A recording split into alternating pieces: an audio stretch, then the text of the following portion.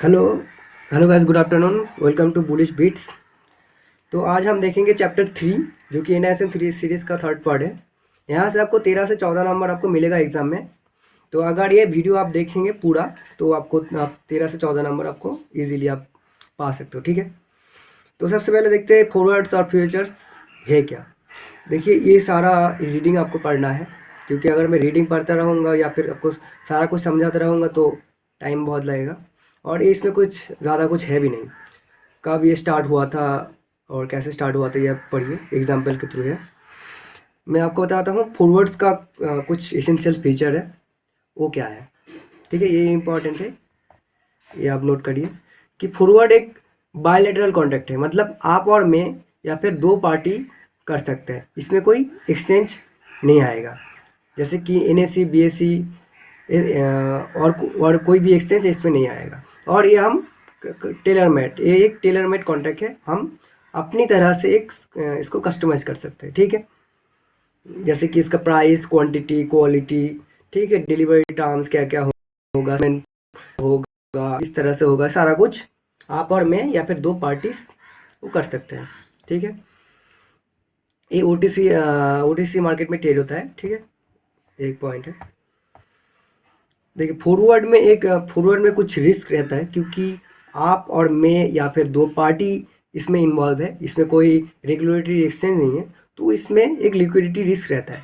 अगर कोई एक्सचेंज इसमें एक्सचेंज के थ्रू ये ट्रेड होता, तो अगर मैं किसी कॉन्ट्रैक्ट को बेच रहा हूँ तो एक्सचेंज में और भी बहुत सारा पार्टिसिपेंट है, तो वो उसको खरीद भी सकता है। ठीक है, या फिर मैं कुछ बाय कर रहा हूँ तो वो सेल भी कर सकता है। ठीक है, तो एक काउंटर पार्टी लिक्विडिटी रिस्क रहता है, कि क्योंकि मैं और आप दोनों ही इसमें इन्वॉल्व है, इसमें और कोई पार्टिसिपेंट इसमें नहीं आएगा।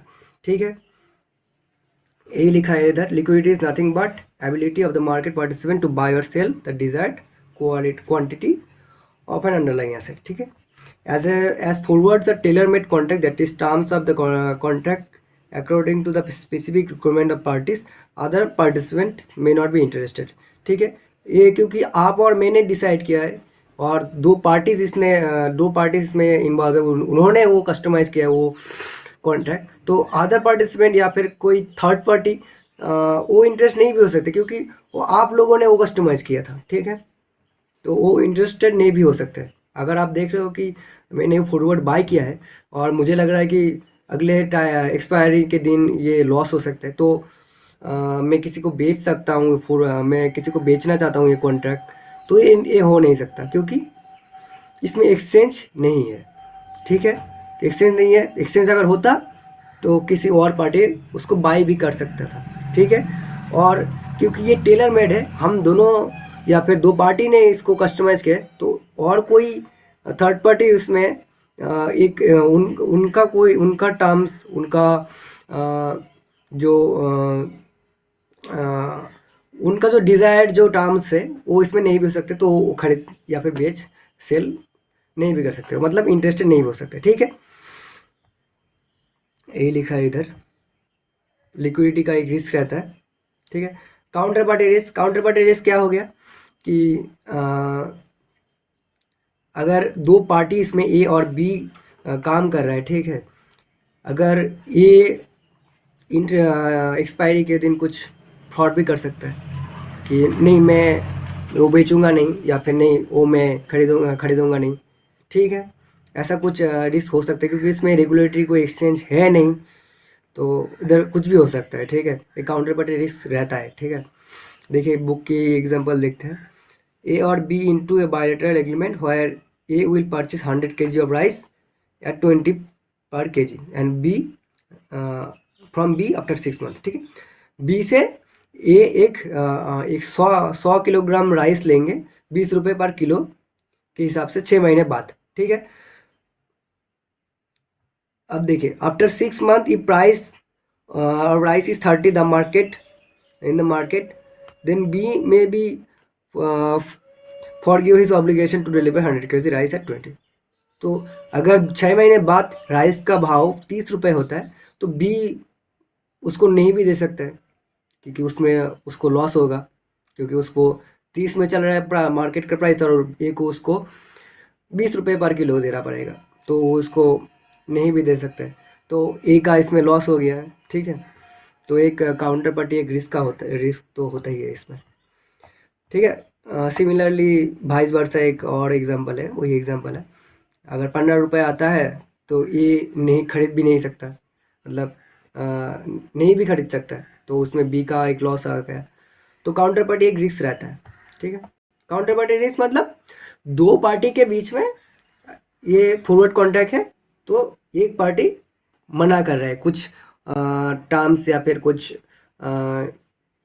जो कस्टमाइज उन्होंने किया था जो टर्म्स, वो टर्म्स को फॉलो नहीं कर रहा है। ठीक है, एक तो एक काउंटर पार्टी एक रिस्क रहता है। फ्यूचर कॉन्ट्रैक्ट क्या है? फॉरवर्ड कॉन्ट्रैक्ट ही, फॉरवर्ड कॉन्ट्रैक्ट अगर वो एक्सचेंज के थ्रू ट्रेड होता है तो वो फ्यूचर आएगा, और इसमें कुछ कुछ क्राइटेरिया रहता है कि जो आप वो कस्टमाइज नहीं कर सकते हो। ठीक है, वो कस्टमाइज फ्यूचर्स कॉन्ट्रैक्ट आप कस्टमाइज नहीं कर सकते हो, वो कस्टमाइज और जो रेगुलेशन टर्म्स रहता है वो सारा कुछ एक्सचेंज या फिर सेबी डिसाइड करता है। ठीक है, यही है। Future markets are innovated to overcome the limitation of forwards. ठीक है, इसका मतलब क्या है? फ्यूचर मार्केट इसीलिए इनोवेटेड हुआ है क्योंकि जो जो इसमें जो रिस्क है, ये जो जो लिमिटेशंस है, जैसे liquidity risk, counter party risk, ये सारे को ओवरकम करने के लिए फ्यूचर कॉन्ट्रैक्ट आया है मार्केट पे। ठीक है,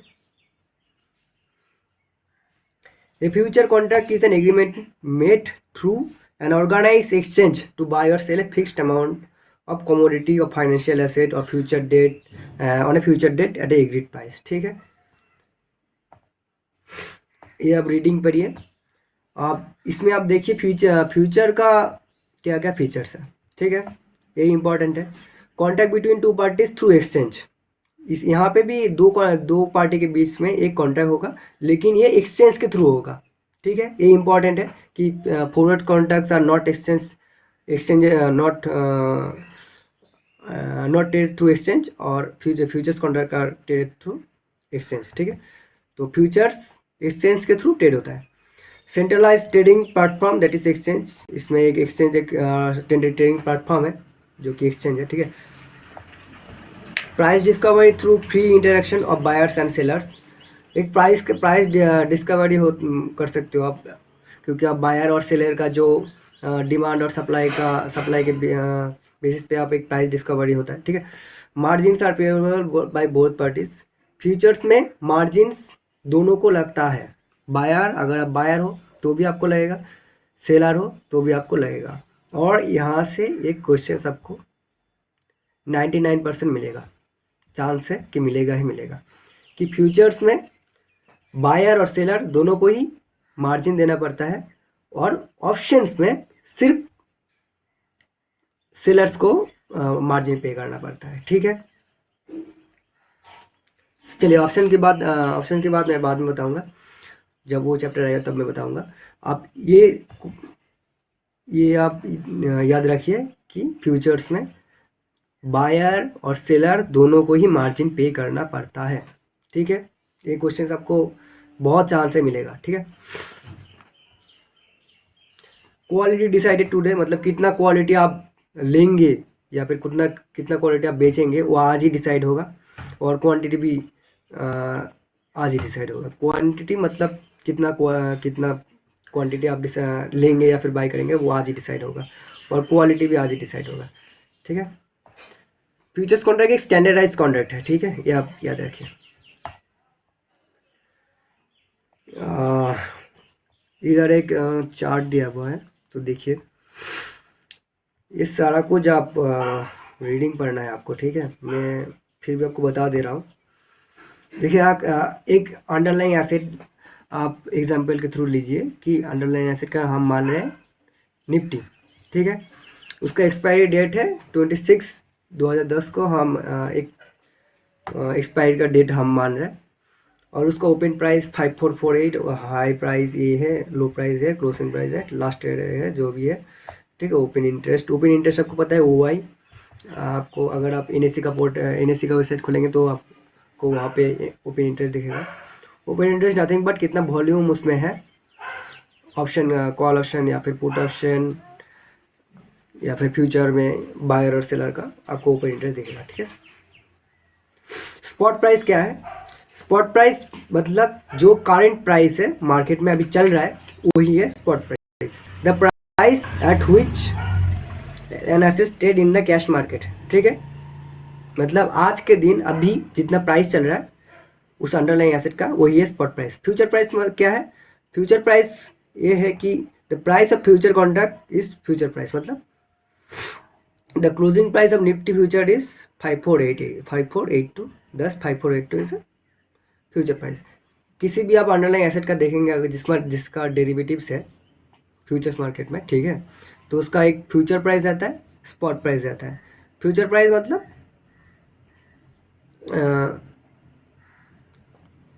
फ्यूचर प्राइस नथिंग बट जिसमें वो जिस प्राइस पे वो ट्रेड हो रहा है फ्यूचर्स मार्केट में वही है फ्यूचर प्राइस, ठीक है। प्राइस मतलब क्या है? कैश मार्केट में जो प्राइस में ट्रेड हो रहा है वही है कैश प्राइस, ठीक है। कॉन्ट्रैक्ट साइकिल कितने महीने का वो कॉन्ट्रैक्ट है? 3 महीने का, 2 महीने का या फिर 1 महीने का, वो कॉन्ट्रैक्ट साइकिल है, ठीक है। मैक्सिमम 3 महीने का ही रहता है हमारे इंडिया में, तो 3 मंथ का कॉन्ट्रैक्ट साइकिल रहता है। एक्सपायरेशन डेट क्या है? जिस डेट पे वो कॉन्ट्रैक्ट एक्सपायर होगा, ठीक है, वही है एक्सपायरेशन डेट। हमारे स्टॉक्स में तो हर हर मंथ के लास्ट थर्सडे को एक्सपायर होता है। और जो डेरिवेटिव्स का जो इंडेक्स है जैसे कि निफ्टी बैंक निफ्टी, वो भी हर महीने लास्ट थर्सडे को होता है और हर हफ्ते लास्ट थर्सडे को होता है, ठीक है। एक्सपायरेशन डेट आप ये याद रखिए। अगर देखिए if last Thursday is the trading holiday, तो फिर क्या होगा? The contract expire on the previous trading day, ठीक है।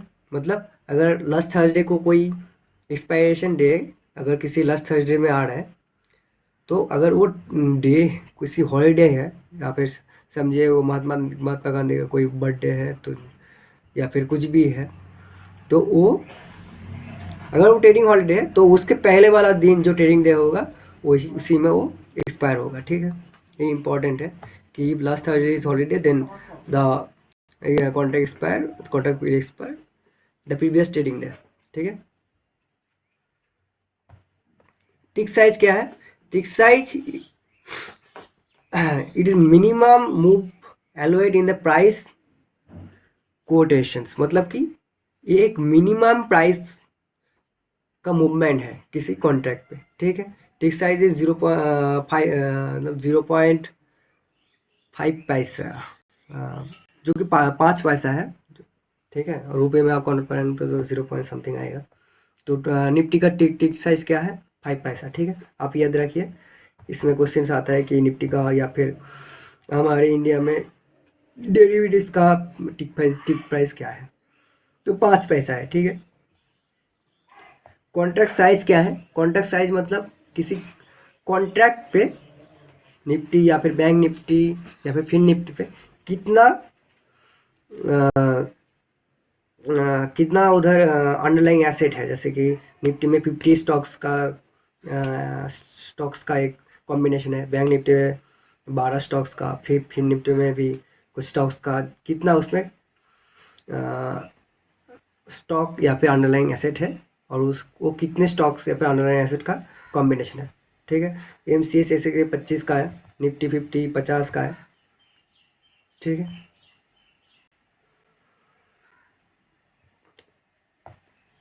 तो प्राइस कैसे डिसाइड होता है? मानिए 5488 निफ्टी का प्राइस है, तो फिर उसका फ्यूचर प्राइस क्या होगा? लॉट साइज 5488 इंटू 550 उसका कॉन्ट्रैक्ट साइज है, तो 5488 इंटू 50 इज इक्वल टू 2,74,100 रुपया, ठीक है।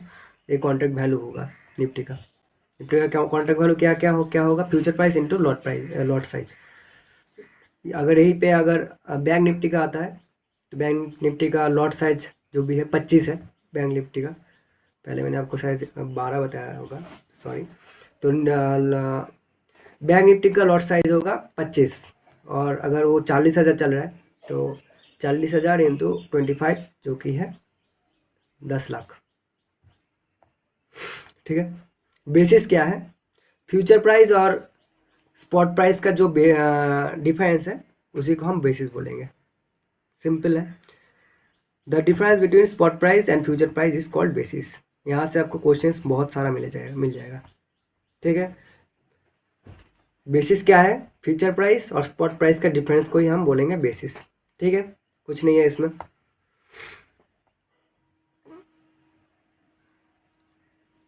और यहाँ से क्वेश्चंस आता है, बहुत इंपॉर्टेंट है, वो कहीं मिल नहीं रहा। एक सेकंड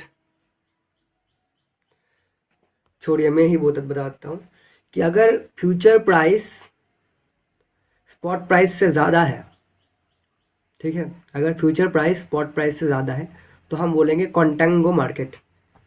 आपको ये क्वेश्चंस ज़रूर मिलेगा, क्वेश्चंस में तो मिलेगा ही मिलेगा।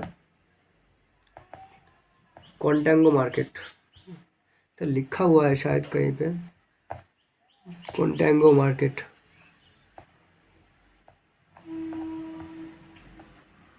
छोड़िए, अगर आप रीडिंग पढ़ेंगे तो मिल जाएगा आपको। कॉन्टेंगो, CONTANGO, कॉन्टेंगो मार्केट। अगर अगर फ्यूचर प्राइस स्पॉट प्राइस से कम है तो हम उसको बोलेंगे backwardation market. BACKWARDATION, backwardation market.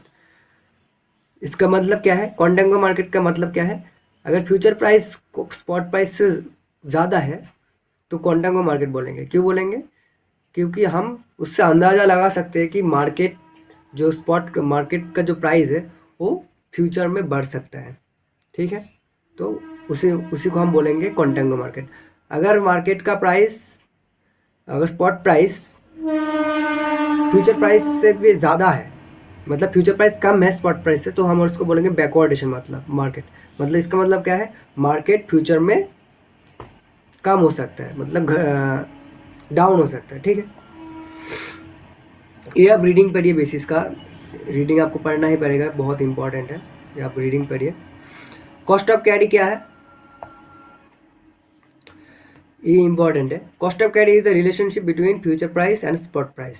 ठीक है, cost of carry future price और स्पॉट प्राइस का एक रिलेशनशिप मेंटेन करता है। इसका मतलब क्या है? It measures the storage cost, हाँ, plus the interest that paid in finance carry asset till delivery less the income earned and the earning dissipate. For equity derivatives, cost of carry is interest paid to the finance purchase the dividend earned.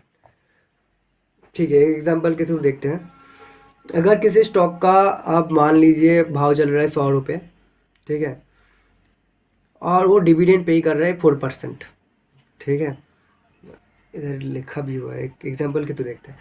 Assume share the shares ABC Limited is trading at 100 rupees in the cash market. A person wishes to buy the shares but does not have money.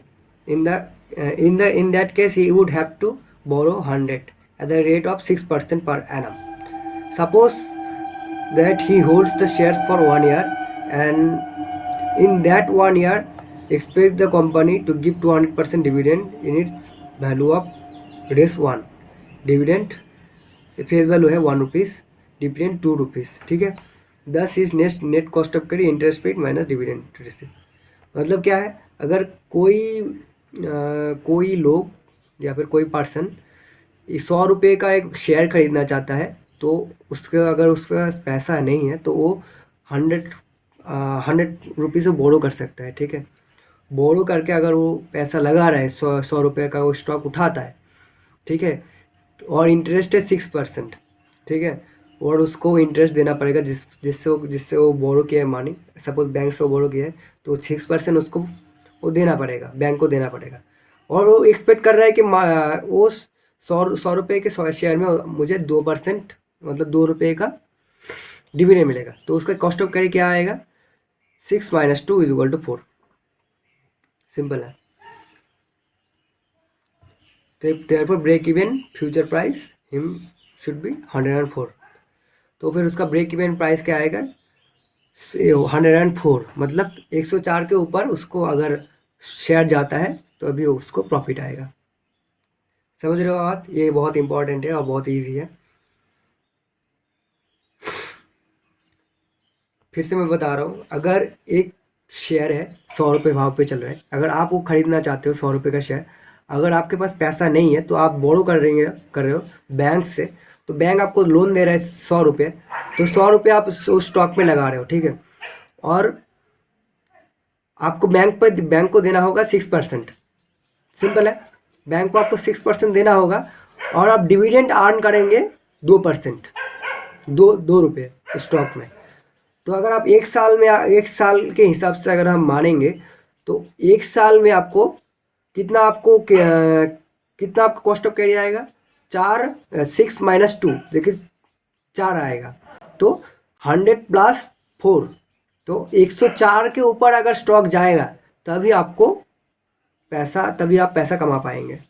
समझ रहे हो आप?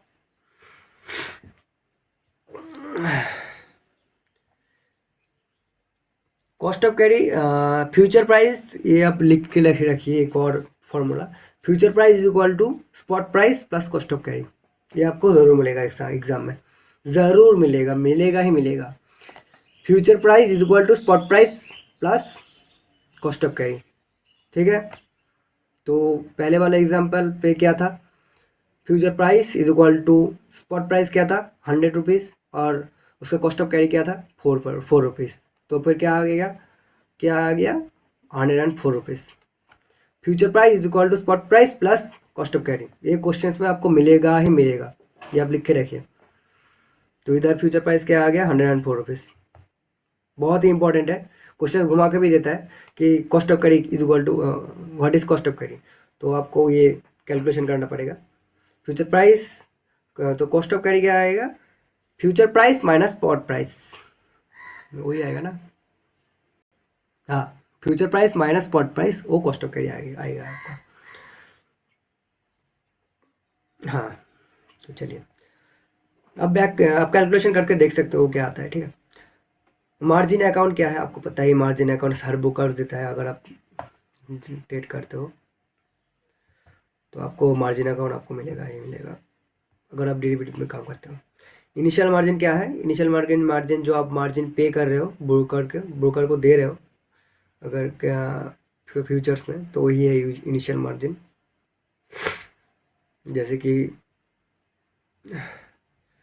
किसी contract का value, Nifty का future price into lot size क्या है, ये कॉन्ट्रैक्ट का वैल्यू है, तो यही यहाँ का 10% आप करेंगे, क्योंकि हर ब्रोकर क्या दे रहा है आपको 10%, कोई ब्रोकर 5%, या फिर क्या दे रहा है मार्जिन 10% दे रहा है, तो इसका 10% क्या आएगा? 27,000 आएगा। तो 27,000 आपको पे करना है, आपको पूरा नहीं पे करना, आपको 27,000 पे करना है, ठीक है।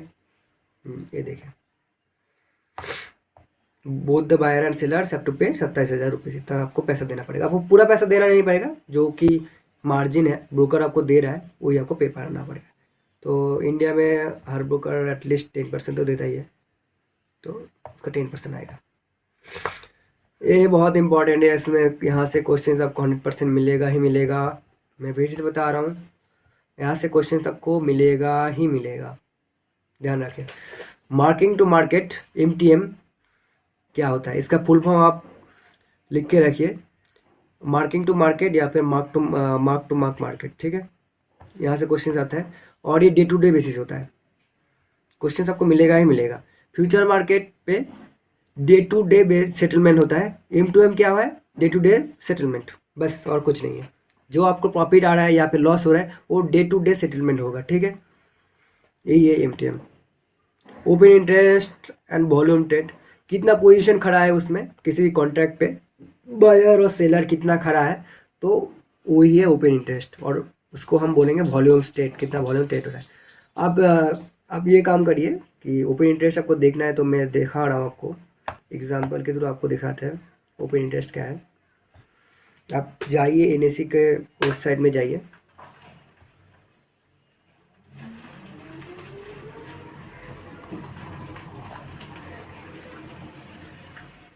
ठीक है। NSE के वेबसाइट में डेरिवेटिव में जाइए,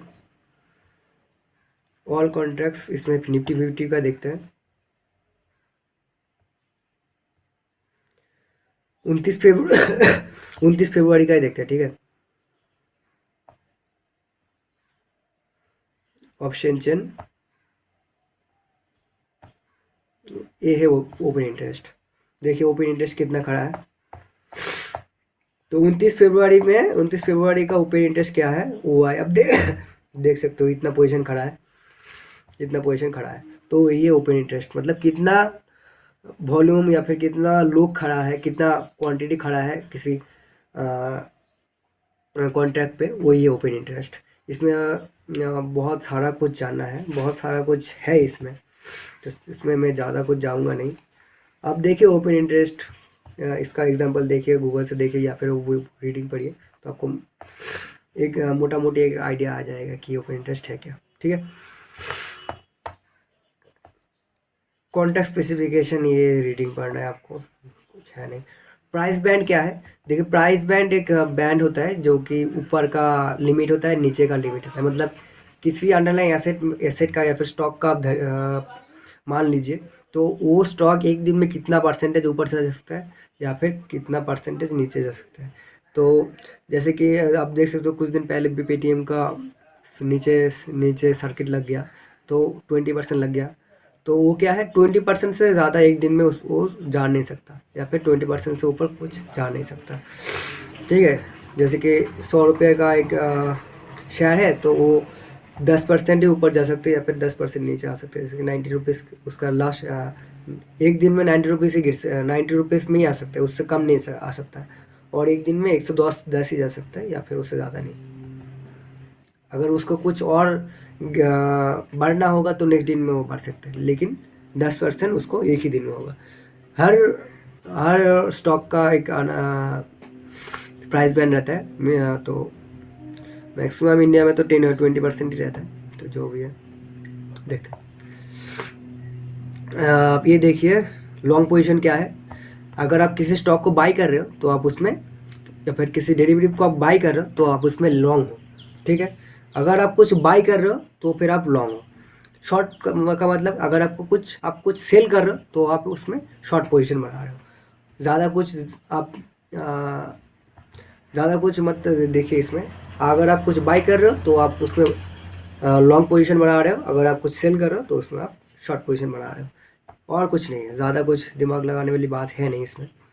ओपन पोजीशन क्या है, ओपन पोजीशन मतलब आप किसी, अगर आप समझिए आप एक एसेट या फिर डेरिवेटिव का एक कॉन्ट्रैक्ट, फ्यूचर कॉन्ट्रैक्ट आप बाई कर रहे हो, 10 क्वांटिटी आप बाई कर रहे हो और 3 क्वांटिटी आप अगले दिन सेल कर रहे हो, तो फिर आपका ओपन पोजीशन क्या आएगा, 7 आएगा, और कुछ नहीं। ओपन पोजीशन मतलब क्या है, कितना आपका पोजीशन खड़ा है मार्केट में, वही है ओपन पोजीशन।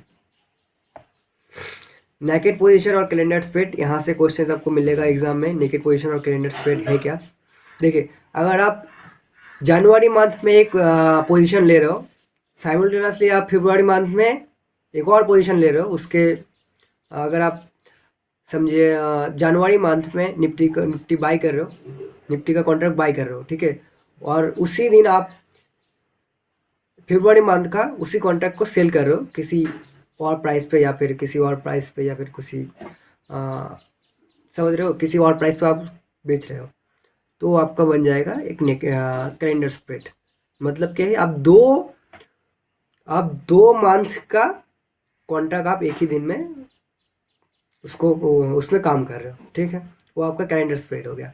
मतलब कि दो कैलेंडर के बीच में आप काम कर रहे हो, तो आपका कैलेंडर स्प्रेड हो गया। नेगेटिव पोजीशन क्या है, अगर आप किसी स्टॉक को एक ही महीने के लिए काम कर रहे हो तो आपका नेगेटिव पोजीशन हो गया। जैसे कि जो ट्रेडर होता है वो नेगेटिव पोजीशन बनाते हैं कि स्टॉक का मूवमेंट या फिर किसी अंडरलाइन एसेट का मूवमेंट क्या आएगा, तो उसको वो नेगेटिव पोजीशन होता है। मतलब क्या है कि नेगेटिव पोजीशन क्या है कि अगर वो स्टॉक अगर गिरता है या फिर बाय होता है तो उसको हैंडल करने के लिए कोई और स्टॉक उसमें है नहीं। तो अगर और कैलेंडर स्प्रेड में क्या होता है, अगर मान लीजिए मैं फ्यूचर कॉन्ट्रैक्ट एक बाय कर रहा हूँ किसी स्टॉक का, तो अगर वो स्टॉक बढ़ता है, हाँ, और उसके अगले वाले मंथ जो एक्सपायरी डेट है उसको मैं, अगर मैं इस मंथ में बाय कर रहा हूँ और उस मंथ में सेल कर रहा हूँ, तो अगर मैं इसमें प्रॉफिट आ रहा है तो उसमें घाटा आएगा, ठीक है। तो वो होता है काइंड ऑफ स्प्रेड पोजीशन, और ये रिस्क बहुत कम है। तो देखिए बुक की भाषा देखते पहले। Negative position in the future market is simply means long और short position in any future contract without having any position in the underlying asset. इसका मतलब क्या है कि आप नेगेटिव पोजीशन बना किसी अंडरलाइंग एसेट में आप बाई कर रहे हो या फिर सेल कर रहे हो डेरिवेटिव्स मार्केट में, फ्यूचर्स मार्केट में आप बाई कर रहे हो सेल कर रहे हो और आपके पास वो स्टॉक है नहीं, ठीक है। जैसे कि आप अगर इंडेक्स में आप ट्रेड करते हो, इंडेक्स निफ्टी में आप ट्रेड करते हो, तो निफ्टी का तो आपका कोई स्टॉक है नहीं, निफ्टी का तो कोई अंडरलाइंग एसेट होता नहीं है, मतलब स्टॉक होता नहीं है कैश मार्केट में, तो वो आप नेगेटिव पोजीशन बना रहे हो। अगर आप रिलायंस का कुछ स्टॉक आपके पास है, मान लीजिए आपके पास 1 लाख का शेयर है रिलायंस के पास, रिलायंस इंडस्ट्री, और आप 1 लाख पोजीशन के ऊपर आप वो छोड़ के आप 1 लाख रिलायंस इंडस्ट्री में फ्यूचर में ट्रेड कर रहे हो, उसको शॉर्ट कर रहे हो या फिर लॉन्ग कर रहे हो, तो आपका वो आएगा वो नेगेटिव पोजीशन नहीं होगा, ठीक है। नेगेटिव पोजीशन क्या होता है, आप वो स्टॉक होल्ड, आप वो एसेट होल्ड कर नहीं रहे हो कैश मार्केट में, लेकिन फ्यूचर मार्केट में उसको आप ट्रेड कर रहे हो, तो वही आएगा आपका नेगेटिव पोजीशन। मैं फिर से बता रहा हूँ, नेगेटिव पोजीशन क्या होता है, आपके पास वो स्टॉक या फिर अंडरलाइंग एसेट है नहीं, लेकिन आप वो उस स्टॉक या फिर अंडरलाइंग एसेट में फ्यूचर्स मार्केट पे आप उस पर ट्रेड कर रहे हो, बाय कर रहे हो, सेल कर रहे हो, शॉर्ट कर रहे हो, लॉन्ग कर रहे हो, जो भी है, तो उसको हम बोलेंगे नेगेटिव पोजीशन। और करंट स्प्रेड क्या है, current spread position is a combination of two position in the futures market of same underlying long one maturity contract और short one different maturity contract. वही है करंट स्प्रेड क्या है, आप किसी स्टॉक या फिर अंडरलाइंग एसेट में फ्यूचर्स मार्केट में किसी में लॉन्ग हो, वही वही अंडरलाइंग एसेट में लॉन्ग हो एक मंथ में, और दूसरे मंथ में आप उसमें शॉर्ट हो, तो उसको हम बोलेंगे कैलेंडर स्प्रेड। और ये बहुत रिस्क कम होता है। नेगेटिव पोजीशन में सबसे ज़्यादा रिस्क रहता है, क्योंकि आपके पास वो स्टॉक है नहीं या अंडरलाइन एसेट है नहीं, आप उस पर ट्रेड कर रहे हो, तो उसमें ज़्यादा रिस्क रहता है। और कैलेंडर स्प्रेड क्या हो गया, 1 महीने में बढ़ेगा और दूसरे कॉन्ट्रैक्ट में उसका घटेगा। तो ये सारा कुछ जो स्ट्रैटेजीज है वो अगले चैप्टर्स में है, तो अगले चैप्टर में सब कुछ आपको अच्छे से बताऊंगा। तो क्या है नेगेटिव पोजीशन, आपके पास कोई अंडरलाइन एसेट है नहीं, आप उसमें ट्रेड कर रहे हो, तो हो गया आपका नेगेटिव पोजीशन। कैलेंडर स्प्रेड क्या है, आप 2 मंथ में किसी एक मंथ में आप किसी पोजीशन को बाय शॉर्ट लॉन्ग कर रहे हो, और किसी और मंथ में आप उसको शॉर्ट कर रहे हो, या फिर एक मंथ में आप फर्स्ट वाले मंथ पे आप शॉर्ट कर रहे हो, या फिर सेकेंड वाले मंथ पे आप लॉन्ग कर रहे हो, तो ये आएगा आपका कैलेंडर स्प्रेड। ये आप पढ़िए, ओपनिंग पोजीशन, क्लोजिंग पोजीशन, वही है सेम। और कितना है,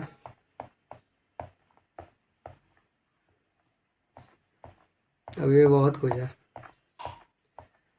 तो यही आज इतना ही करते हैं, ज़्यादा कुछ आज पढ़ेंगे नहीं, क्योंकि हालत तबीयत तो ख़राब है मेरा।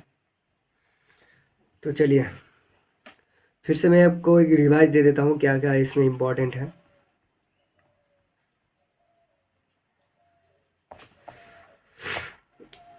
ये आप पढ़िए, essential features of contract, futures contract, अच्छे से पढ़िए ये आपको पढ़ना होगा।